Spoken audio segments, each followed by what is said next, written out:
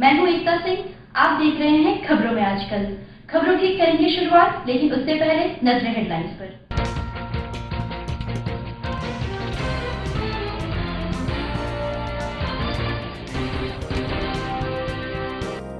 कामगार मजदूर यूनियन द्वारा होरिलगंज में किया गया हाथों में तख्तियां लेकर विरोध। कहा, मजदूरों से 8 घंटे की जगह लिया जा रहा है 12 घंटा काम। कहा, सरकार कर रही है श्रमिक कानून का उल्लंघन। जहानाबाद पाली के तितरिया गांव में 6 वर्षीय बच्चे का गला घोटकर कर दी गई हत्या। परिजनों ने कहा, दुश्मनी को लेकर की गई है हत्या। जहानाबाद में धूमधाम से मनाया गया वट सावित्री का पर्व। मेले सा दिखा नजारा, नहीं हुआ सोशल डिस्टेंसिंग का पालन। कुछ महिलाएं घर में ही की पूजा, नहीं निकली बाहर। और उप विकास आयुक्त द्वारा किया गया क्वारंटाइन सेंटर का निरीक्षण।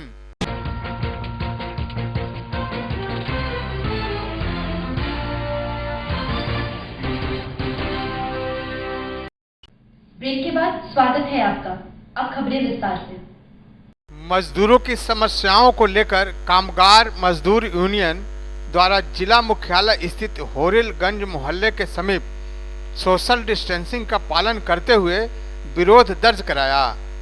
विरोध कर रहे मजदूरों का आरोप था कि केंद्र की सरकार श्रमिक कानून को तोड़ने की साजिश कर रही है। लंबे संघर्ष के बाद मजदूरों को 8 घंटा काम करने का अधिकार मिला था, लेकिन सरकार द्वारा लॉकडाउन में 12 घंटा काम लिया जा रहा है।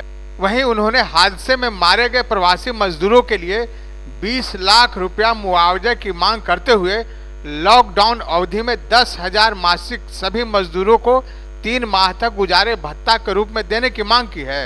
हालांकि इस दौरान मजदूर संगठन के लोग आवश्यक शारीरिक दूरी का अनुपालन करते हुए लॉकडाउन के नियमों का पालन भी कर रहे थे। आज पूरे देश में सेंट्रल ट्रेड यूनियनों के द्वारा प्रतिवाद दिवस मनाया जा रहा है, इसलिए कि 134 वर्ष पूर्व मजदूरों ने लगातार संघर्ष किया था और संघर्ष के दौरान 8 घंटा काम और 8 घंटा आराम का अधिकार प्राप्त किया था। उसको आज नीतीश और मोदी की सरकार ने 12 घंटा कर दिया है। उसके खिलाफ हमें देश के तमाम सेंट्रल ट्रेड यूनियन अब संघर्षों में जाएंगे और सरकार के जो गलत नीतियां हैं, बहुत सारे मजदूर लगातार लॉकडाउन रहने के कारण, एकाएक लॉकडाउन होने के कारण देश में लाखों लाख मजदूर फंसे हुए हैं। उन मजदूरों को सुरक्षित घर तक नहीं पहुंचाया जा रहा है, उनको प्रताड़ित किया जा रहा है, पिटाई किया जा रहा है। 5,000 मजदूर मध्य प्रदेश और उत्तर प्रदेश के बॉर्डर में फंसे हुए हैं। उन्हें बॉर्डर सेना के द्वारा पिटाई किया जा रहा है, न तो पानी दिया जा रहा है, न खाना दिया जा रहा है। बाले बच्चे वो लोग भूखे मर रहे हैं। उसके लेकर आज आप लोगों ने क्या किया? हम लोगों ने अभी उन मजदूरों के लिए हम लोग को मांग है सरकार से कि प्रति माह 10,000 रुपया उसे गुजारा भत्ता दिया जाए और 50 किलो प्रति माह अनाज दिया जाए और उसके बाद जो मजदूर मृत हुए हैं प्रवासी मजदूरों को 20 लाख रुपया मुआवजा दिया जाए। क्या नाम हुआ? मेरा नाम शिवशंकर प्रसाद है।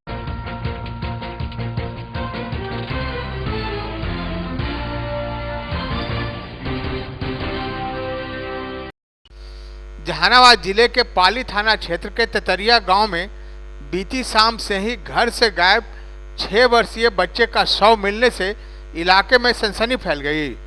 मृतक बच्चे का रस्सी से गला घोटकर हत्या की गई थी और शव को घर के पास ही ढेर में छुपा दिया गया था।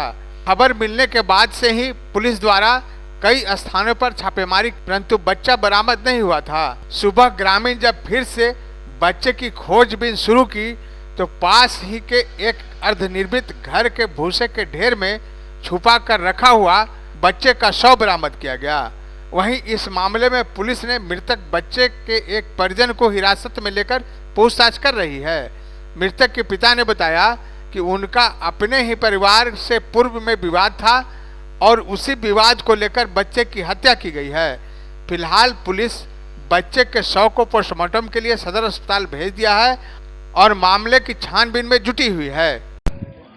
बच्चा गायब हो गया, बाजार जा रहा था मम्मी के साथ। मम्मी उधर कहा कि जिंदोरा मम्मी जा रहा था लावे। बच्चा कहा कि बेटा तुम जाओ घर रे, माता जिंदोरा खेत में से ले ले। वो रिटर्न कर दिया। वही बाजार में सीधे आया, मम्मी उसको चला गया लाने के लिए। बस उधर से आ रहा खोज रहा है अपना बेटा को, कहने के लिए बाबू, कहने के लिए बाबू। कैसे हत्या हुई? गोली मार के हुई है क्या? गलत दवा? गलत दवा। अच्छा, कौन मार दिया? मार दिया ये लड़का है जे। कौन है वो? वो है साधु के भाई। अच्छा, काहे के लिए जी? काहे के लिए मारा? हत्या काहे के लिए किया? काहे के लिए किया? अब यही समय दुश्मनी था, पलाही से कपा तपा लेकर अभी में दुश्मनी था, इसी चलते हुआ कर दिया। अब कहता पलाही कह दिया था कि खून कर देंगे, खून कर देंगे। बार बार उसको जैसे कि माई कहता था खून कर देंगे। अच्छा, तो उसी को लेकर के वो पहले से विवाद था? जी।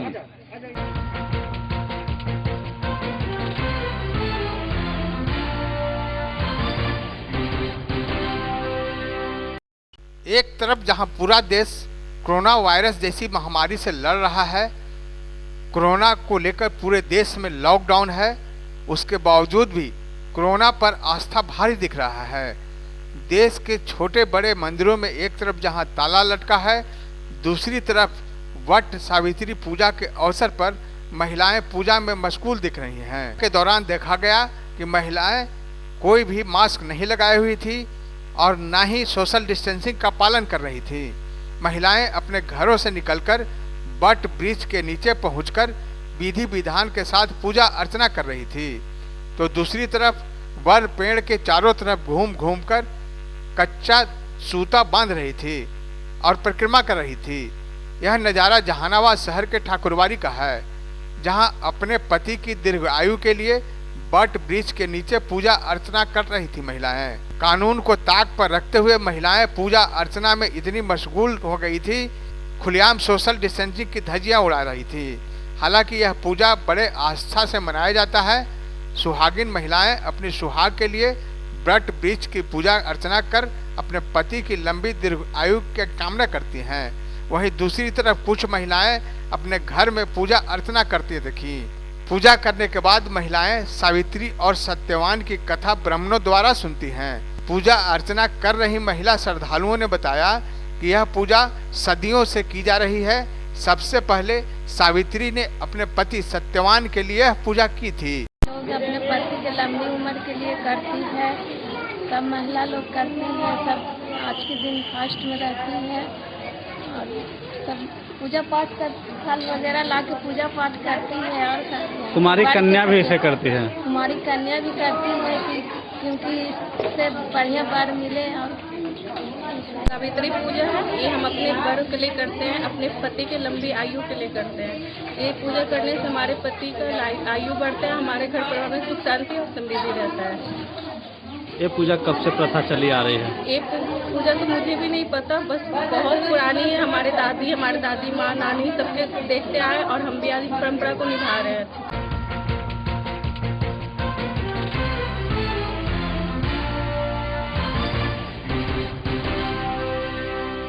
कोरोना वायरस संक्रमण के मद्देनजर वरीय पदाधिकारियों द्वारा प्रखंड क्वारंटाइन कैंप का नियमित रूप से निरीक्षण किया गया। पदाधिकारियों ने आवश्यक दिशा निर्देश भी दिए। क्वारंटाइन कैंपस में सरकार द्वारा दिए गए निर्देश के आलोक में मान्य सुविधा उपलब्ध कराई जा रही है। आवासित लोगों को डिग्निटी किट के साथ साथ गुणवत्तापूर्ण भोजन, सफाई व्यवस्था, शौचालय, पेयजल इत्यादि लोगों की संख्या को ध्यान में रखकर उपलब्ध कराए जा रहे हैं। उपरोक्त क्रम में उप विकास आयुक्त श्री मुकुल कुमार गुप्ता द्वारा मोदनगंज तथा हुलासगंज प्रखंड के क्वारंटाइन कैंपस का निरीक्षण किया गया। निरीक्षण के क्रम में साफ सफाई, भोजन की गुणवत्ता, शौचालय की व्यवस्था, पेयजल इत्यादि सुविधाओं का निरीक्षण किया गया। साथ ही आवासित व्यक्तियों के स्वास्थ्य संबंधी पूछताछ की गई। निर्देश दिया गया कि नियमित रूप से स्वास्थ्य जांच प्राथमिक स्वास्थ्य केंद्र के द्वारा कराया जाए। जिले के सभी प्रखंड मुख्यालय क्वारंटाइन कैंपस में योगासन ड्रिल कार्यक्रम का आयोजन दिनांक 9 मई से लगातार कराया जा रहा है।